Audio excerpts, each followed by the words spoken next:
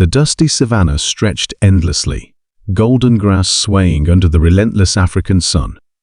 A herd of zebras grazed peacefully near a shallow watering hole, unaware that something sinister was lurking beneath their striped hides. Flies buzzed in the humid air, their tiny legs scuttling across the backs of the animals. But the real danger was deeper hidden within the skin, coiling through muscle, feeding off the very life of one unsuspecting victim. A single zebra, weaker than the others, trembled as it struggled to keep up. Its ribs jutted out, its once bold stripes faded and patchy.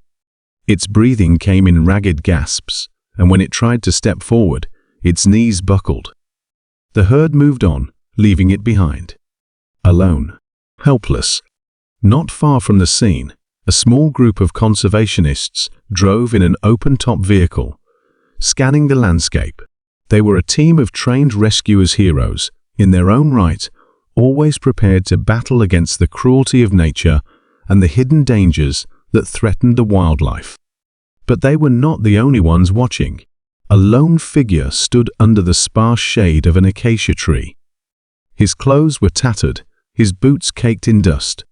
His hair, long and unkempt, shielded his face from the relentless sun. The strangers in the vehicle barely glanced at him as they passed. To them, he was invisible. Just another drifter, a nobody. They did not know his past. Once, he had nothing. Homeless. A ghost wandering the edges of society, scorned and ridiculed. But there was something about the way he stood, something knowing, something powerful. As the conservationists slowed their vehicle, peering at the struggling zebra, murmuring about parasites, an old man among them scoffed. "It's done for," he muttered. No saving an animal that far gone. But the drifter stepped forward. "You don't know what you're talking about," he said quietly.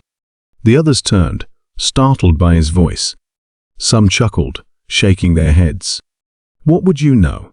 one asked, a smirk curling their lips. The man didn't answer. Instead, he walked past them, directly toward the zebra. The animal, sensing movement, flinched, but was too weak to flee. Its glassy eyes darted toward the stranger. The conservationists watched, half in amusement, half in curiosity. One of them lifted a camera, ready to capture what they assumed would be a foolish attempt at playing hero. But then something strange happened. The drifter knelt beside the zebra, moving with deliberate precision. He reached into his coat and pulled out a small pouch, carefully unwrapping what looked like a bundle of dried herbs. With deft hands, he crumbled them, letting the dust fall onto the zebra's muzzle. The animal inhaled instinctively, shuddering. "Herbs won't do anything," one of the rescuers scoffed. "It needs medical treatment, deworming." "The worms are deeper than you think," the drifter interrupted. His voice, though calm, carried an undeniable weight. Then he did something that left them speechless. From his coat, he pulled a slender silver instrument, something intricate, unfamiliar. It gleamed under the sun, catching the attention of one of the younger conservationists, who frowned. "Where did you get that?" they asked. The drifter ignored them. Carefully, methodically, he pressed the instrument to the zebra's skin and applied the slightest pressure. A tiny incision opened, and what came out made the onlookers recoil in horror. A writhing, sickly white parasite, thick as a rope, and pulsing as though alive, slithered free from beneath the zebra's flesh. Gasps filled the air. The older man cursed under his breath. The zebra flinched, but did not bolt. It was too weak to move, but the moment the parasite was removed, something in its posture changed. A weight had been lifted. The drifter continued, his movements practiced and precise.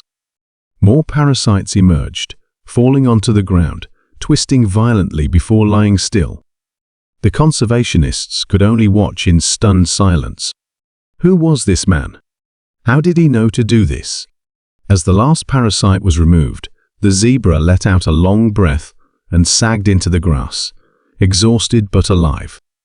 The drifter stood, wiping his hands on his coat. One of the rescuers swallowed hard. "Who are you?"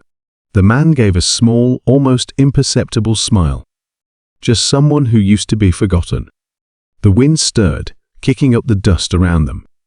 One of the conservationists, still reeling from what they had witnessed, hesitated before asking, "That instrument? It's not something just anyone carries. Where did you get it?" The drifter met their gaze, and for the first time, there was something in his eyes, something knowing, something almost amused. But he didn't answer. Instead, he turned and walked away, back into the vast, endless wilderness. The zebra, now free of its unseen torment, lifted its head, watching him go. The team, still shaken, looked between the healed animal and the retreating figure. And then, as if remembering something buried deep in a distant memory, the oldest member of the group stiffened. His eyes widened in realization. "No," he murmured. The others turned. "What?" The old man's voice was barely above a whisper. "I know who he is." The wind howled across the plains. The drifter disappeared over the horizon, and in the silence that followed, the group knew this was only the beginning of a mystery far greater than they could have ever imagined.